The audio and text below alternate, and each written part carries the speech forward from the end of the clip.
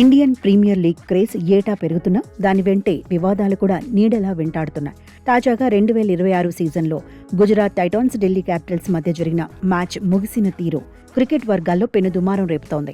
తొలుత బ్యాటింగ్ చేసిన గుజరాత్ జట్టు captain Shubman Gill, Jos Buttler, Washington Sundar మెరుపు ఇన్నింగ్స్లతో నిర్ణీత 20 ఓవర్లలో 4 వికెట్ల నష్టానికి 210 పరుగుల భారీ స్కోరు సాధించింది.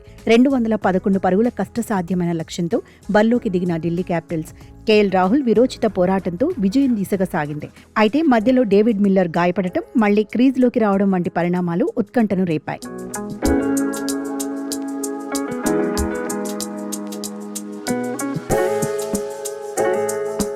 మ్యాచ్ చివరి ఓవర్లో చోటు చేసుకున్న అంపైరింగ్ నిర్ణయాలు అభిమానుల్లో తీవ్ర అసహనాన్ని కలిగించాయి. మిల్లర్ కొట్టిన ఒక షాట్ బౌండరీ లైన్ పై పడగా అది 4 లేక 6 అనే విషయంలో స్పష్టత లేదు. సాధారణంగా ఇటువంటి సందర్భాలలో థర్డ్ అంపైర్ పలు కోణాల్లో రీప్లేలు పరిశీలించాల్సి ఉంటుంది. కానీ ఎటువంటి రీప్లే చూపించకుండానే ఫీల్డ్ అంపైర్ హడావిడిగా దానిని 4గా ప్రకటించడం వివాదానికి కేంద్ర బిందువైంది.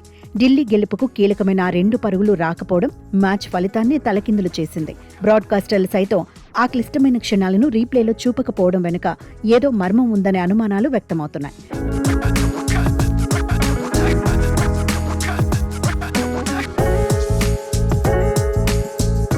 చివరి 2 బంతుల్లో కేవలం 2 పరుగులు కావాల్సిన స్థితిలో డేవిడ్ మిల్లర్ ప్రవర్తన అందరినీ అత్యంత ఆశ్చర్యానికి గురిచేసింది.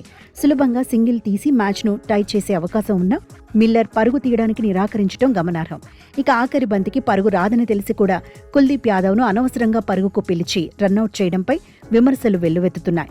గెలవాల్సిన మ్యాచ్ను కావాలనే చేజార్చారని, ఇది ముమ్మాటికి మ్యాచ్ ఫిక్సింగ్ అని నెటిజన్లు మండిపడుతున్నారు. ముఖ్యంగా కుల్దీప్ రన్అట్ విషయంలో రీప్లేలు అందుబాటులో లేకపోవడంపై అనుమానాలు బలపడుతున్నాయి.